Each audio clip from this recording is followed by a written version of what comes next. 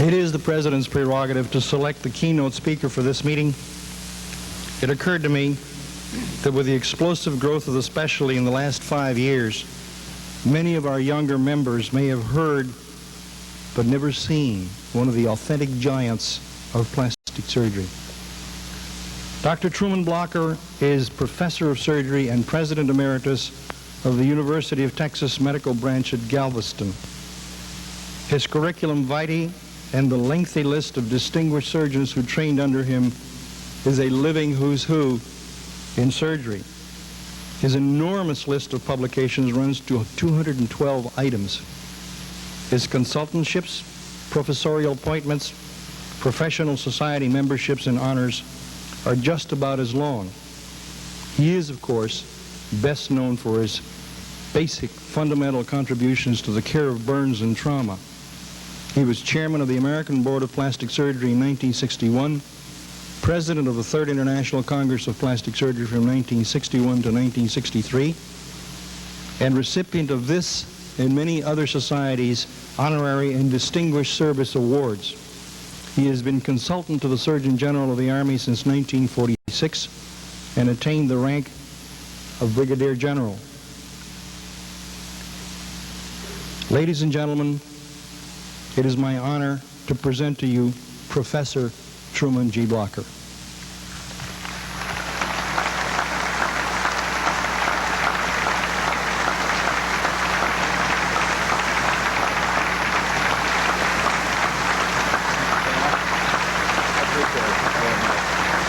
Can I get this off? Yes, sir. Go. Thank you, Mr. President, distinguished platform guests,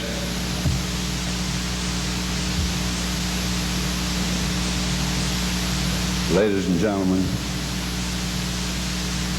This is a real privilege, and I must say that our President has worked harder and has done such a fine job that I agree with Steph. It's beyond my comprehension.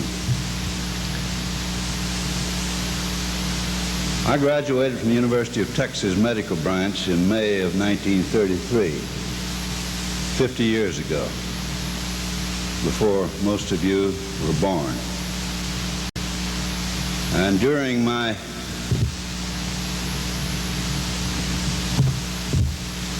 medical school days, in the 4th year, I became a so-called junior intern and adopted Dr.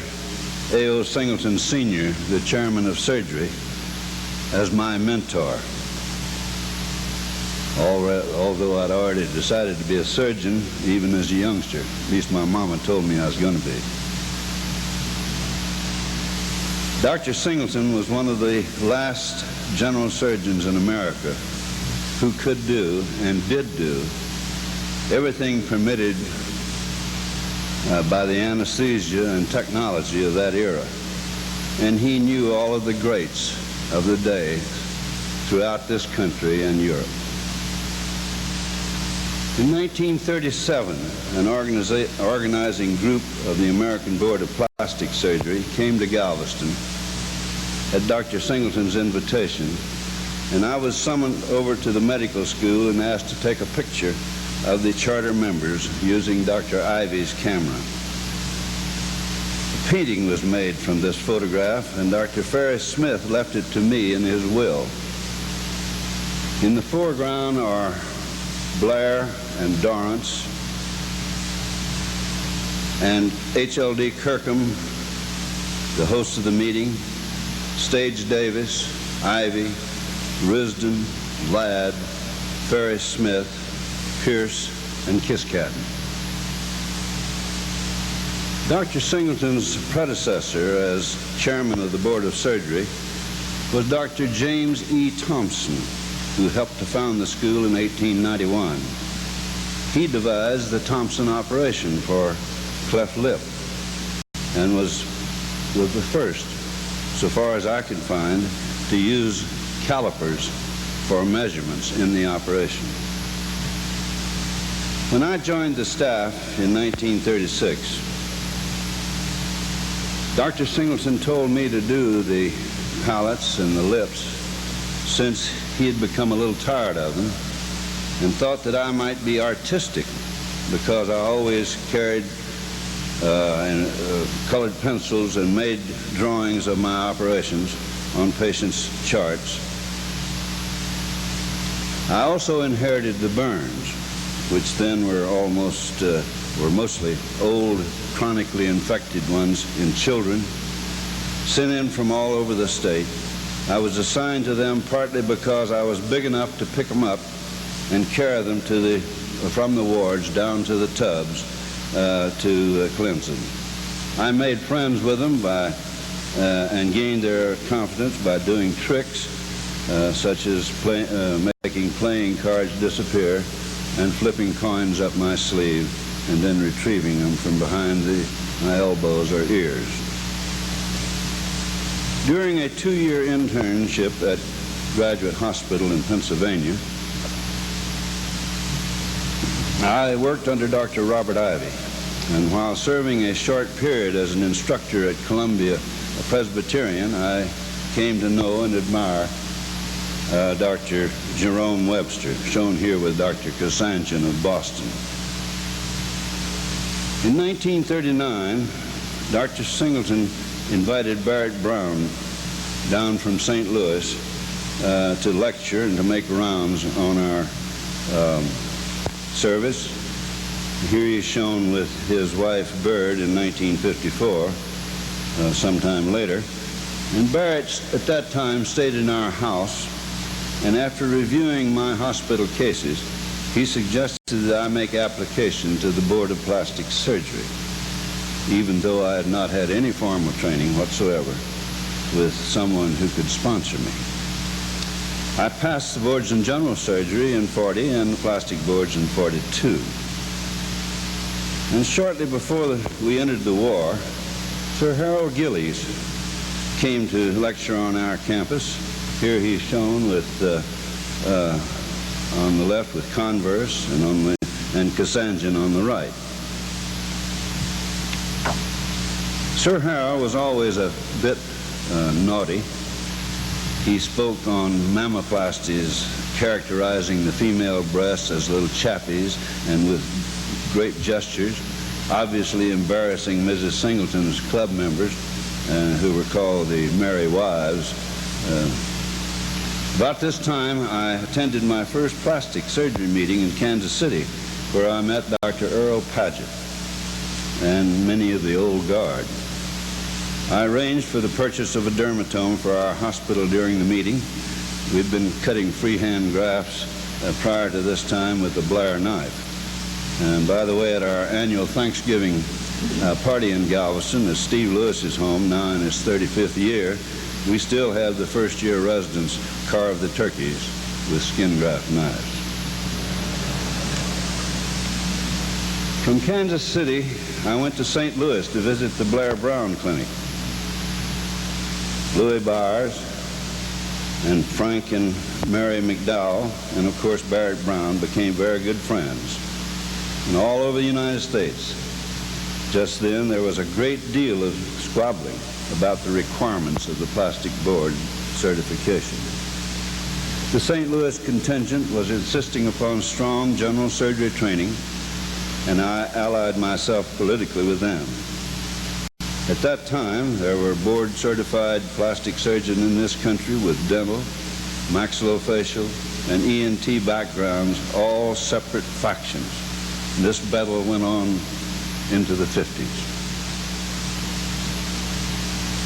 In the spring of 42, I signed up as a captain in the Air Force, and at the age of 32, and departed in June for the San Antonio Aviation Cadet Center. About a year later, I was transferred to the Army Evacuation Hospital, the 99th Evac Hospital.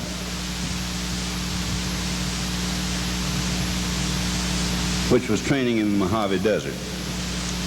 And just before it went overseas, I received orders to go in the opposite direction, to the Ream General Hospital, which was quartered in the luxurious Breakers Hotel of Palm Beach. I arrived there pretty sandy and with a red mustache, which I'd grown out of boredom. And in the summer of '44, I went as the head of the 7 newly formed plastic surgery units to Wakeman General Hospital at Camp Atterbury, Indiana, just in time to receive the casualties from D-Day. Our service at Wakeman at its peak numbered more than 2,000 patients, and we kept track of them on a huge bulletin board with a slot for each patient and various colored stickers to indicate the diagnosis, the pre- and post-operative data, furloughs, AWOLs, and so forth. And during this exciting tour of duty, I had assigned to me Dr. Lot Howard, who was on leave from the hand clinic of Sterling Bunnell in San Francisco. In fact, I traveled with Dr. Bunnell on several of his sojourns in the Army, and I named my son Sterling, who was born in 1948, after the two of them, Sterling Howard Blocker. And of all the following who later became outstanding plastic surgeons: Clarence Monroe, Fred McCoy, Steve Lewis, doesn't he look pretty? Jim Hendricks, Bill Solomon, Ray Brower,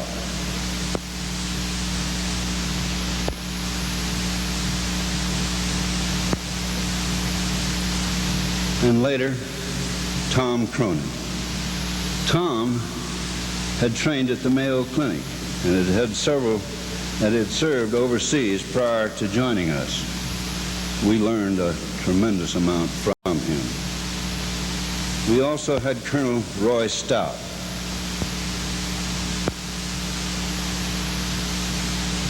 who had been chief of dentistry in the European Theater of Operations, and he came in 1945, and he's shown here on the right with me and the Surgeon General Hayes.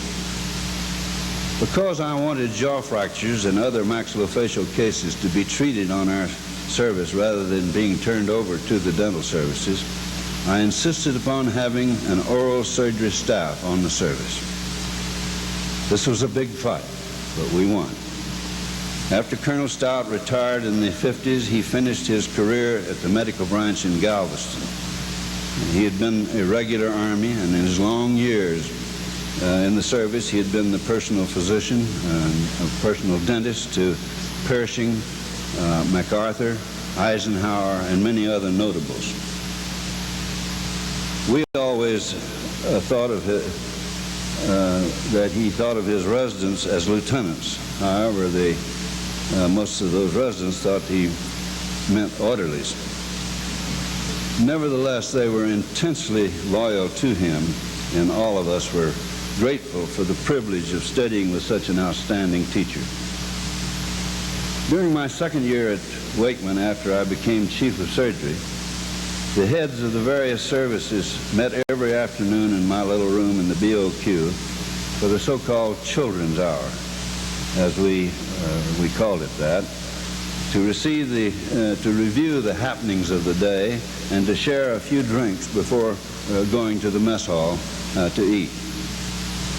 Among our most devoted patients were a number who had lost the entire lower jaw, and after VJ Day, when Wakeman closed, we continued to carry out procedures on them for several years. This group of patients have remained friends, and a few years ago they formed an organization of Wakeman veterans. There's about 100 of them. This is a sample. Last year, in the summer of '82, I joined them at a resort in Minnesota for their annual retreat. It was strange to see these former patients of ours, now middle-aged men and even old men. I suppose they were surprised to see how old I was, too. When I came back to the medical branch in Galveston after the war, I organized a plastic and maxillofacial surgery section with first one, then two, and eventually 3 residents per year. Fred McCoy was our first one, but stayed for only a brief time before leaving us for Ferris Smith's service in Grand Rapids. Bill Sullivan came next, followed by Jim Hendricks, and Jim arrived in time for the Texas City disaster in 1947. Soon after, we were able to secure from a deactivated Army unit near Galveston some barracks-type hospital buildings, which we called the Special Surgical Unit, SSU. We were there for 7 years. Our service included general plastic, maxillofacial, reconstructive surgery, malignancies of the head and neck, and burns. Ours was a very close group. Steve Lewis, who had been with us at Wakeman, came after a tour of duty at Valley Forge. Cliff Snyder, who had been in the Navy, came from Miami. And both Steve and Oscar Ulloa Gregori from Mexico, who was later head of plastic surgery at the University of Nuevo Leon in Monterey, did pioneer studies in tissue culture.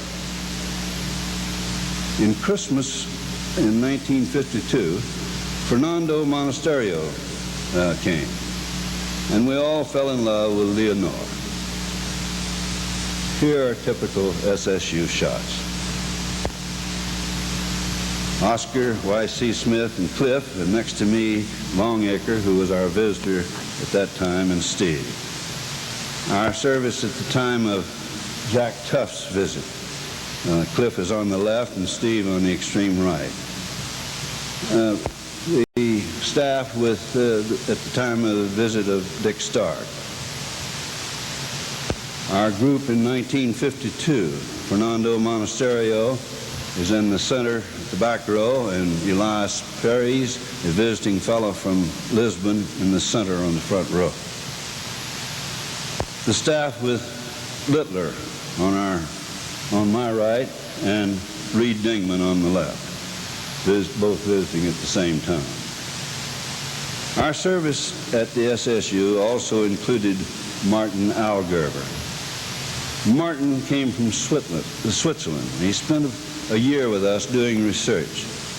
He has later become the chief of surgery and also the dean at Basel, Switzerland, and he's now president of the International Surgical Society.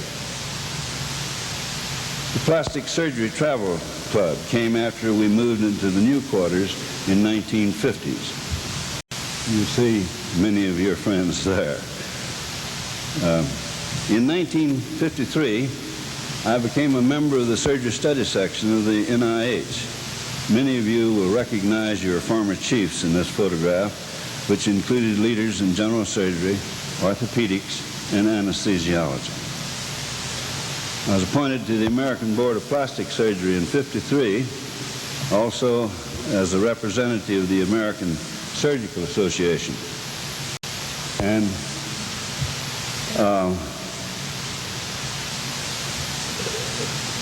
that august body, of course, is where research on a few rats are worth more than statistics on 1,000 clinical patients. In '54, the year that Barrett Brown was president of the association, I was asked to host the meeting in Galveston, and a lot of greats were there. The night before the banquet, we had a Western party at the country club with many props for photographs and bandanas and Western hats for everyone. Here are a few of the pictures taken at that meeting. This is the group with the cigar store Indian saying how, the Hardys on the right, and Ted Mills and on the left. The Websters with Steve and Audrey. And Stratzma and Brad Cannon. Barrett Brown and Al Davis. The Kiskaddens on the left with the Senior Straits on the right. And here are the Lewises with a stuffed friend. The following year, in 1955, marked the beginning of the International Congress of Plastic Surgery in Stockholm. It was organized by Tord Skog, here on the left, with Sir Harold Gillis, the keynote speaker. I became a member of the executive committee, which was set up according to languages. Sir Archibald McIndoe and I represented the English-speaking countries. Professor Burian, the Dean of European Plastic Surgery and a much beloved figure, represented the Slavic group. Nicholas Blokhin, one of the three delegates from Moscow, Blokhin, Petrov, and Vishnevsky, was the Russian representative. Here he is in the middle, with Jackson on your left, and Kurt Arts and Gunnar Torsen in this group. This was the first time that Burian had been allowed out of Czechoslovakia since World War II, and the first time, so we heard, that the Russian delegates were permitted to come to a meeting without an escort. Unexpectedly, Vishnevsky asked me to edit and read his paper on the so-called sleep treatment of acute burns, in which he advocated the use of large quantities of a weak Novocaine solution injected around the adrenals to control shock. And Virginia sat with Professor Kilner from Oxford at the fabulous banquet in the Gold Room of the Town Hall in Stockholm. In '59, Cliff Keen is our leader. 7 of us went for 2 weeks to visit hospitals in the Soviet Union just prior to the Second International Congress in London. There were 3 blockers in the group. We took our 19-year-old son, Bo, Wally Stephenson, and Clarence Strotsma, and Herb Conway. Herb in those days looked just exactly like Stalin and caused gasps of shocked surprise wherever we went. And Stalin at that time was still in the tomb with Lenin. We were royally entertained by the 3 Soviet doctors whom we had met 4 years before in Stockholm. We had dinner at Vishnevsky with his family at his dacha, which happened to be about 100 yards from Khrushchev's dacha. We watched him do open heart surgery in his Surgeon General's uniform, using ice water as hypothermia. And at the Sklifosovsky Institute, we saw Petrov demonstrating the stapling machine, operating upon a case of relief of stricture of the esophagus with a jejunal transplant, and using transfusions of cadaver blood. We spent a day at the Cancer Institute with Blokhin, who was director, and also he was president of the Academy of Medical Sciences. We saw a ward of 9 patients who had lost their entire nose from bites by wolves. We saw and did a lot. We even got arrested and held for 3 hours. We never knew why, but this was probably the high point of our trip. Our host in Leningrad was Sir Alexander Limburg, here with Steph and Bo, my son. Truly one of the great plastic pioneers in the techniques of shifting of skin flaps in ingenious ways for the repair of wound defects. When I think of Herb Conway, I always remember the antics of Pete Moran of Washington, who at one meeting dived off of a 20-foot board into a swimming pool when he was fully dressed in his tuxedo just to collect a bet of $10. At the first meeting which we attended in Washington, he had arranged with J. Edgar Hoover for us to be on file as criminals and for association members to hear a fake Russian broadcast which mentioned some of us.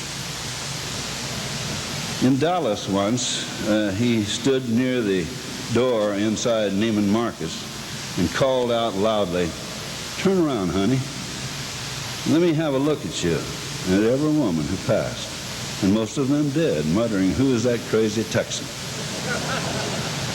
He loved to tease Herb Conway, and at meetings would get some members' wives wife to call on the telephone in a disguised voice and ask him to meet her in a bar just for a drink. Then as Herb came rushing down out of the elevator, Pete would jump out from behind a pot plant, laughing like Hawkeye in MASH. Actually, on one occasion, he bet us all $50 that he could have his hand on the breast of the next woman who came through the door in 5 minutes. We each had to pay our $10.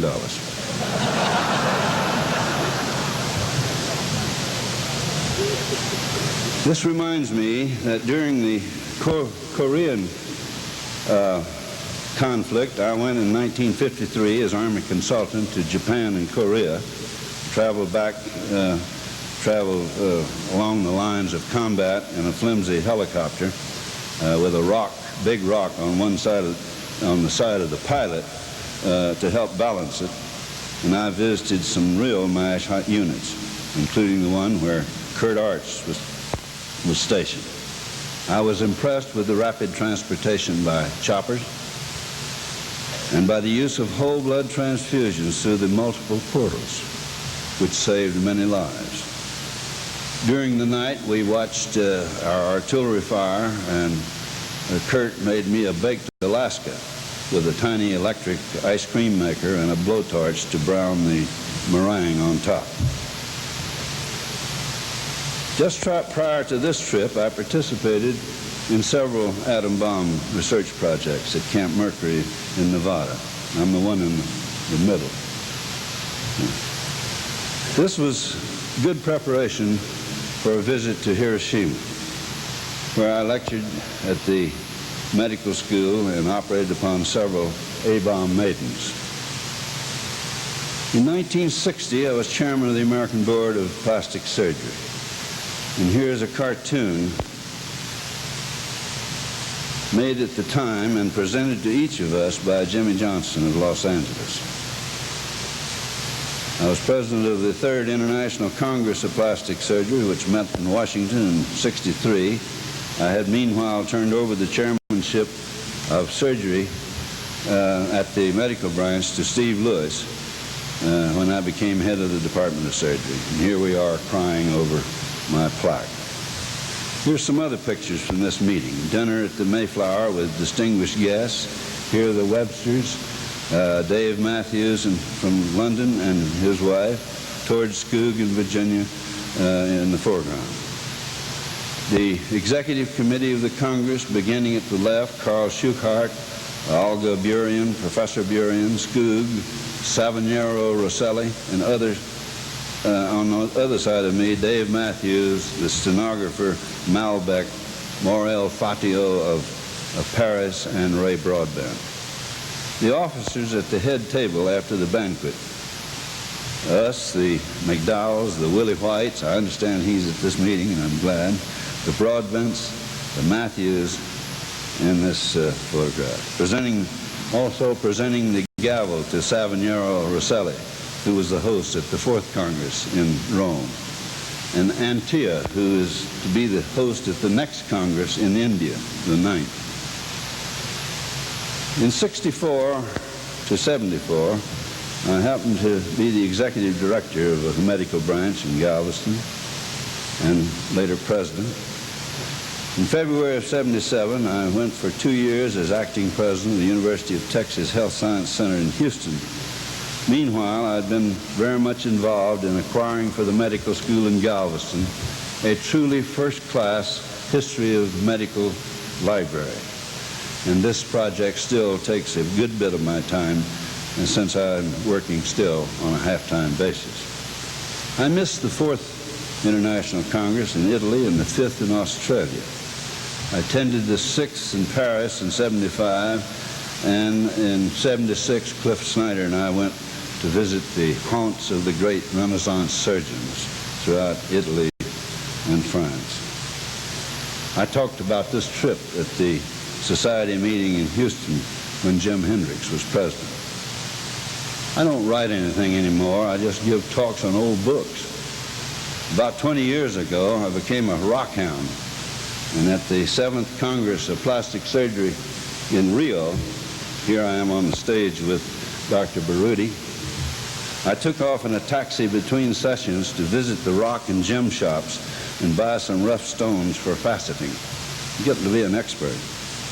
Our surgeon son, Sterling, went with Virginia and me to Brazil, and this was a great idea to take him along because in the evenings when nothing official was planned, he could take his mother out to dinner while I rested in bed, admiring my rock purchases and watching Donald Duck in Portuguese on television. I was highly gratified at the 8th Congress in Montreal this summer to hear reviewed each morning the recently truly exciting advances in plastic surgery. And I feel that our specialty rests on a sound foundation. I wish I could start over again.